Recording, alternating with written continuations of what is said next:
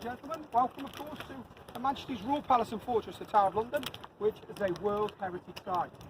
My name is Yeoman Warder Jason Woodcock, and I am one of the 37 Yeoman Warders, otherwise known by our nicknames as Beefeaters, that work and live here at the Tower of London.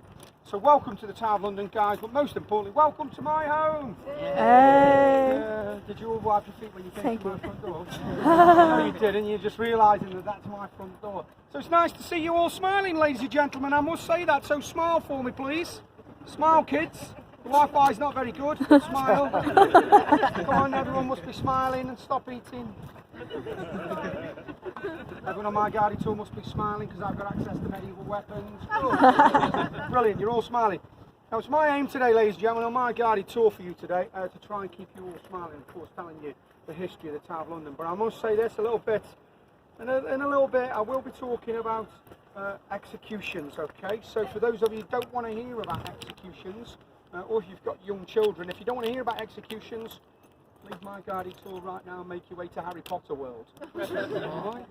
Because I will be telling you about executions. But of course, you've all paid for executions, is that right? Yeah. Yes, my bloodthirsty lot. So if you're all ready to go, my little army, my bloodthirsty army, yes? Good. So the history of the Tower of London really begins in the year 1066, when of course William, the Duke of Normandy, better known by his nickname as William the Conqueror. Good history ninjas, I'm impressed. He of course defeated the Anglo-Saxon King Harold at that very famous battle, the Battle of Hastings.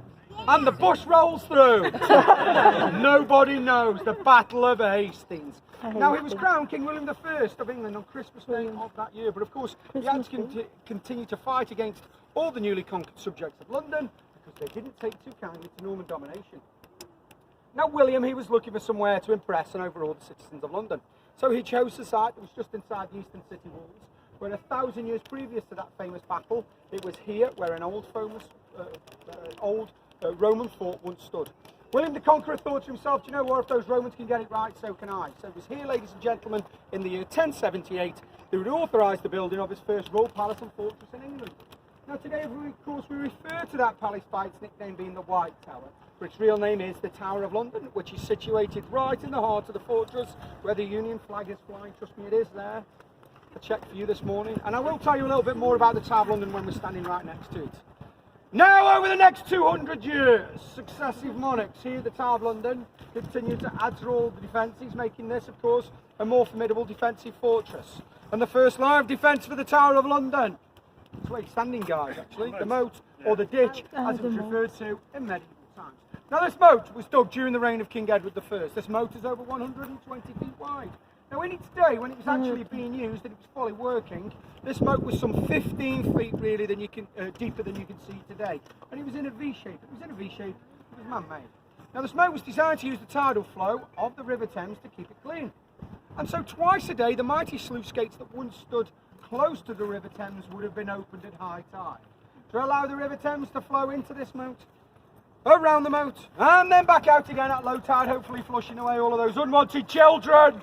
Who knows? It was all thrown into this moat, and it was fully functioning and working till the year 1843. Now in that year, 1843, the boss here at the Tower of London, and still to this day he's known by a rank of the Constable, and then it was the Duke of Wellington. So in the year 1843, he didn't like this moat, being the military man that he was. And of course, the people here close who lived near to the Tower of London used this moat for something else. They used it as their own toilet.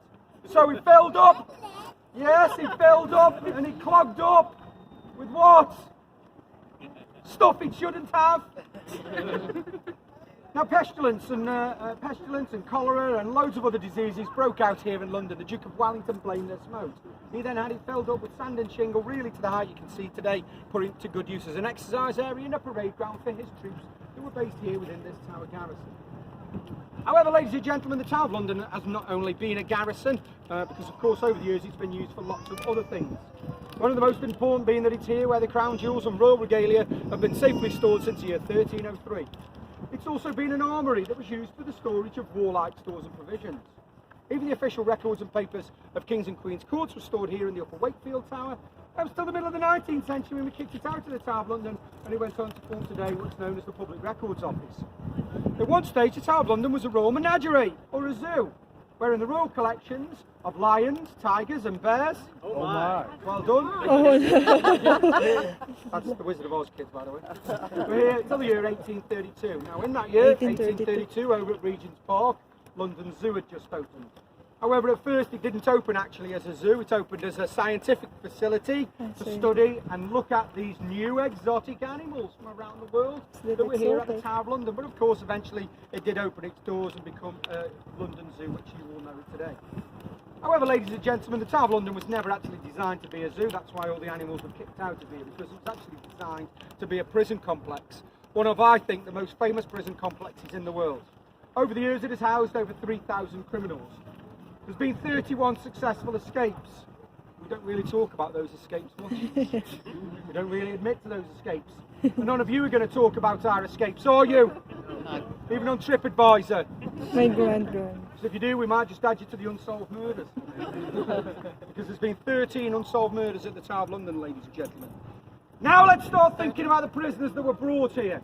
Brought here for many reasons: punishment, torture, imprisonment, or even executions.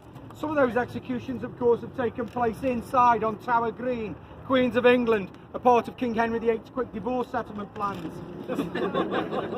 However, the majority of the executions actually took place outside of the Tower of London and up on Tower Hill. And so, ladies and gentlemen, right next to the tube station, there's a nice area of land up there, ladies and gentlemen. It's actually nice today. It's known as Trinity Green. However, it wasn't nice, especially between the 14th and the 18th centuries, because it's up there between those centuries where the public execution site was located. Over 700 people have been beheaded up there on Tower Hill by the means of a block and an axe, and amongst them was over 75 men of noble birth.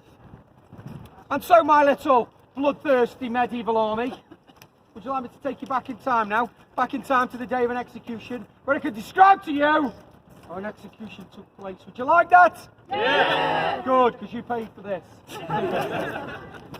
But this, kids, is where he gets in.